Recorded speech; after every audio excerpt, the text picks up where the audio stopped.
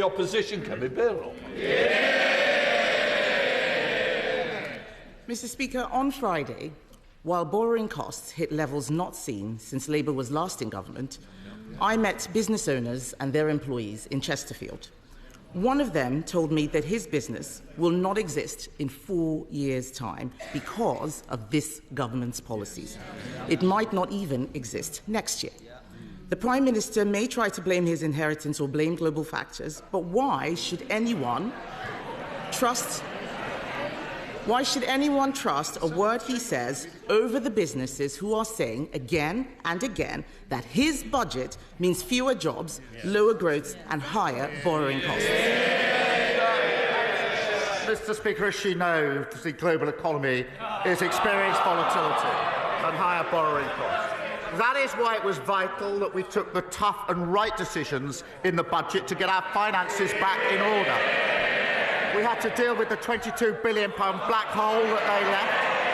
We made difficult cuts, raised taxes to invest in health, public services and housing, vital to stability, vital to growth. And we've got an ironclad commitment to our fiscal rules. And she will welcome, no doubt, the inflation figures from this morning. But contrast that with the party opposite. They weren't brave enough in government to take those difficult decisions. They've opposed all of our measures to stabilise the economy and promote growth. They're back to the magic money tree. She wants all the benefits of the budget, but she can't say how she's going to pay for them. They haven't changed. They're still economic vandals and fantasists. Imagine where we'd be if they were still in charge. Mr. Speaker, just today, the British Retail Consortium says 2/3 of businesses will have to raise prices to cope with his tax hike. His Chancellor ignored all the warnings and ploughed ahead with an unprecedented borrowing spree, leaving all of us more vulnerable. Now we have businesses saying they will raise prices to cover his jobs tax. We have an energy policy that will drive up bills, and all the while we are spending more day to day on debt interest than we do on schools and universities. The Prime Minister refused to repeat his Chancellor's promise that she wouldn't come back for more. Will he now rule out any new tax rises this year? Prime Minister. Mr. Speaker, we took the right and difficult decisions at the budget, decisions that they did not have the courage to take, which left us in the mess in the first place. When it comes to tax, she knows very well the limits of what I can say from this dispatch box, but we have an ironclad commitment to our fiscal rules. We can't just tax our way out of the problems that they left us, which is why we put in place tough. They were howling at the spending decisions. They wouldn't take them, and we'll stick to those spending decisions, and our focus is absolutely on growth. But their record, they flatlined the economy. They flatlined the economy, a mini-budget that crashed the economy, worst cost of living crisis in living history, and they left a £22 billion black hole, not taking lessons from them on the economy. Kemi Badenoch. Mr. Speaker, the Prime Minister knows very well the OBR found no such black hole. And he talks about a budget 3 years ago. The borrowing costs last week are at a 27-year high for 30-year gilts. The Chancellor is apparently promising to be ruthless in reducing spending. Let me suggest something that he should cut. There is no way that we should be giving up British territory in Chagos. He is rushing a deal which will be disastrous and which will land taxpayers with a multi-billion-pound bill. Why does the Prime Minister think British people should pay to surrender something that is already ours? Mr. Speaker, we inherited a situation where the long-term operation of a vital military base was under threat because of legal challenges. The negotiations were started under the last government. The then Foreign Secretary came to this House to say why he was starting negotiations and what he wanted to achieve. And he said the aim was, to quote, ensure the continued effective operation of the base. That is precisely what this deal has delivered. Mr. Speaker, there is no one he can blame for this dud deal except himself.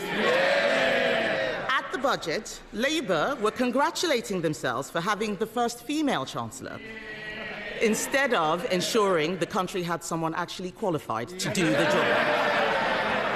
The Prime Minister...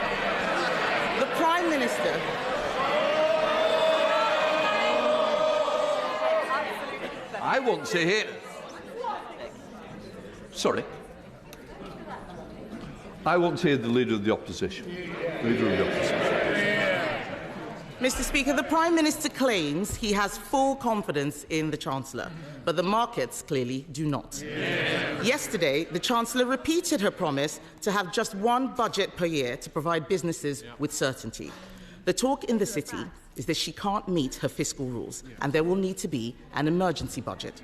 So does the Prime Minister stand by the Chancellor's commitment that there will be only one budget this year?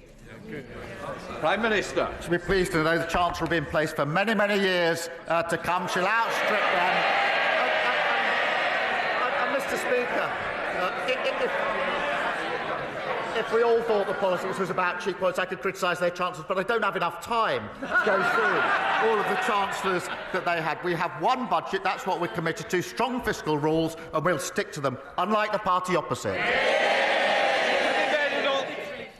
Mr. Speaker, at a time of turmoil in the markets, the Prime Minister was distracted by the crisis around the former City Minister. What does it tell us about his judgment that yesterday he said he was saddened that his close friend resigned? This was an anti-corruption minister under criminal investigation for corruption. Mohammed Yunus, the Nobel Prize winner advising Bangladesh, said London properties gifted to the former City Minister may be proceeds of robbery. So, will the Prime Minister offer Bangladesh the full support of our National Crime Agency in ensuring that any properties bought with stolen funds are properly investigated? Prime Minister. Mr. Speaker, the former City Minister referred herself to the independent adviser. He found, as she well knows, there was no breach of the code.